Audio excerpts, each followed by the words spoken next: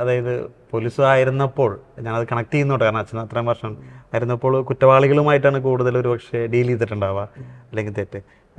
ഒരു വൈദികനായിരുന്നപ്പോൾ ആകുമ്പോൾ ഒരുപക്ഷെ പാപികൾ, വിശ്വാസികൾ പാപികളൊക്കെയാണ് കുമ്പസാരിക്കാൻ വരുന്നത്, പാപി അങ്ങനെയുള്ളവരെ ഡീൽ ചെയ്യേണ്ടി വരുന്നുണ്ട്. എങ്ങനെയാണ് ഇത് രണ്ടുമായി കാണുന്നത്? വേർതിരിവ് സത്യത്തിൽ അങ്ങനെ ഒരു വേർതിരിവിൻ്റെ പോലും ആവശ്യമില്ല. ഈ കുറ്റവാളികൾ എന്ന് പറയുമ്പോൾ പോലും അവർ കൂടുതൽ ക്രിസ്തുവിൻ്റെ കാരുണ്യവും സ്നേഹവും അർഹിക്കുന്നവരാണ്. ഞാൻ കേരളത്തിലെ എല്ലാ ജയിലുകളും ജയിൽ മിനിസ്ട്രിയുമായി ബന്ധപ്പെട്ട് ഒരുപാട് കുറ്റവാളികളുമായിട്ട് ബന്ധപ്പെട്ടു. ഈ സെമിനാരി പരിശീലന കാലഘട്ടത്തിൽ അങ്ങനെ ബന്ധപ്പെടാറുണ്ടായിരുന്നു. അതിനു മുമ്പ് പലരെയും ജയിലിലേക്ക് കൊണ്ടുപോവുകയും കോടതിയിലേക്ക് കൊണ്ടുപോവുകയും പല കുറ്റവാളികളെയും കൊണ്ടുപോയി. ഇവരെല്ലാം ഒരുപോലെ കാരുണ്യം അർഹിക്കുന്നവരാണ്. സാഹചര്യങ്ങൾ കൊണ്ട് മാത്രമാണ് പലരും അങ്ങനെ കുറ്റവാളികളായി തീർന്നിരിക്കുന്നത്. അവരെല്ലാം ക്രിസ്തുവിൻ്റെ കാരുണ്യം ആഗ്രഹിക്കുന്നവരും അർഹിക്കുന്നവരുമാണ്.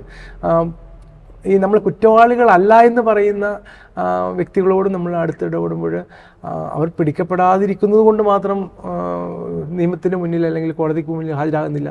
അവരിലും കുറ്റകൃത്യങ്ങളും അനേകം വർഷങ്ങൾ ജയിൽ ശിക്ഷ അനുഭവിക്കേണ്ട പല വിശ്വാസികളും ഭക്തരും നമുക്ക് അങ്ങനെയുള്ളവരും ഉണ്ടെന്ന് നമ്മൾ അറിയണം. അങ്ങനെ ആ വേർതിരിവ് തന്നെ, കുറ്റവാളികൾ അല്ലെങ്കിൽ കുറ്റം ചെയ്യാത്തവരെന്നുള്ള വേർതിരിവ് പോലും ഒരു പക്ഷേ ക്രിസ്തുവിന് ഉണ്ടാവുമെന്ന് ഞാൻ വിചാരിക്കുന്നില്ല.